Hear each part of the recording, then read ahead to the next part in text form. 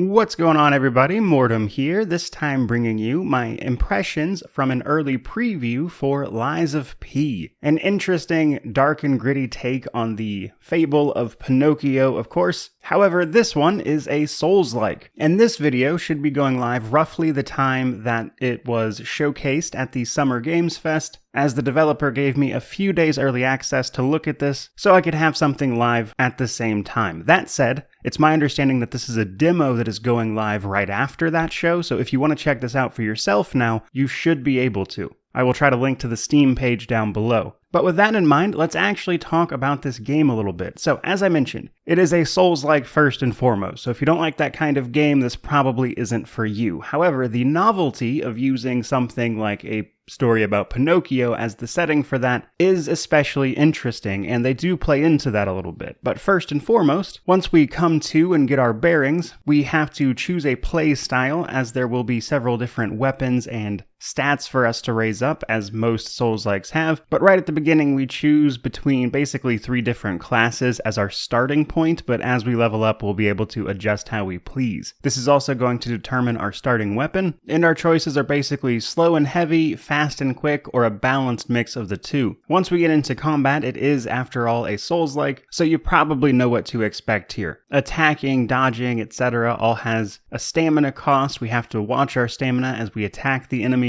as our attacks do not have any sort of animation canceling, so we have to be careful about when we throw up our guard. And when it comes to guarding, if we just block indefinitely, we will still take a little bit of damage. However, if we perfectly time our block when the enemy attacks, we won't take damage. And if we hit an enemy enough, we can send them into what is called a groggy state, which is when the outline of their health bar turns white, at which point we can hit them with a heavy or charged attack, which will then set them up for a big damaging move, typically fatal for enemies that are not bosses, but big damage on bosses themselves. Though outside of those, I would say, pretty expected things, there are a few other things of note. Each weapon has a blade and the hilt associated with it. These can be upgraded if we have the appropriate items and currency, which in this game is called ergo. We get it from defeating enemies, and we spend it on both leveling up and upgrading our equipment. But in addition to upgrading the weapon itself, we can also take a look at the handle of each individual weapon, which can be, with a certain item, adjusted as well, which gives us access to different scaling off of our attributes, as the damage we deal with certain weapons is based off of our own character's attributes. After we've defeated enough enemies, we can bring all of these to a stargazer, which takes the place of a bonfire in the Souls-like, where we can then spend said ergo to upgrade our various attributes, which counts as leveling up, and increases our derivative stats as shown on screen here. So with the handle crafting, we can actually adjust a little bit of what our weapon scales off of, which I think is an interesting system, and in the full game, I'll be excited to see exactly how that plays into combat, and how much we can actually affect those weapons with it. Furthermore, a little while into the game, we get access to our Legion arm, which is our robotic left arm, which can be swapped out between various types of Legion arm to use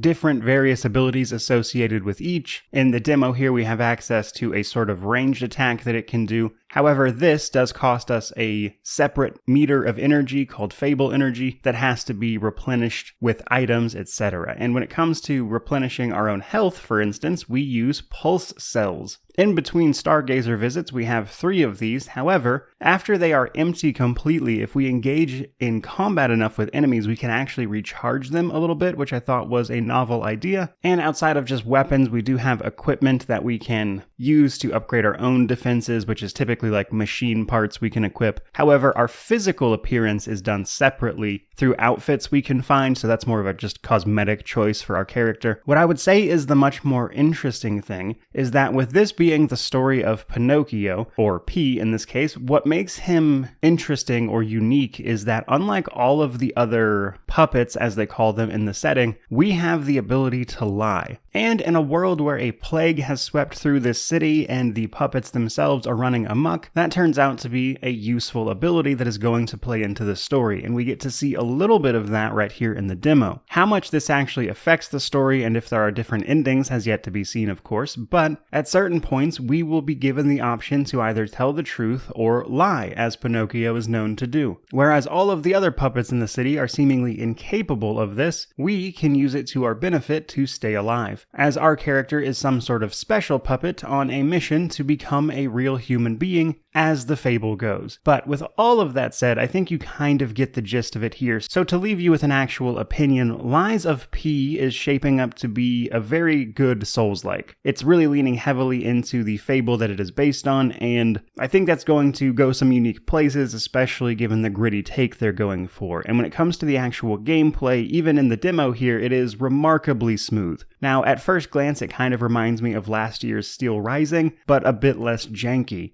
And while there have been many sort of AA Souls-likes over the years, they all have a tendency to feel just a little bit off in terms of gameplay, whereas here in this demo, the gameplay and the feel of everything is quite well done. So I think that's probably the best thing it has going for it, and having played this demo, I'm actually pretty excited about checking this game out upon its official release. But that is going to do it for me today. I hope you enjoyed this video. If you did, like, comment, subscribe, all that YouTube jazz. Don't forget you can go check out this demo yourself, or at least you should be able to now. But regardless of all that, truly, just thank you so much for watching. I really do appreciate it. May you wander in wisdom, and have an amazing day.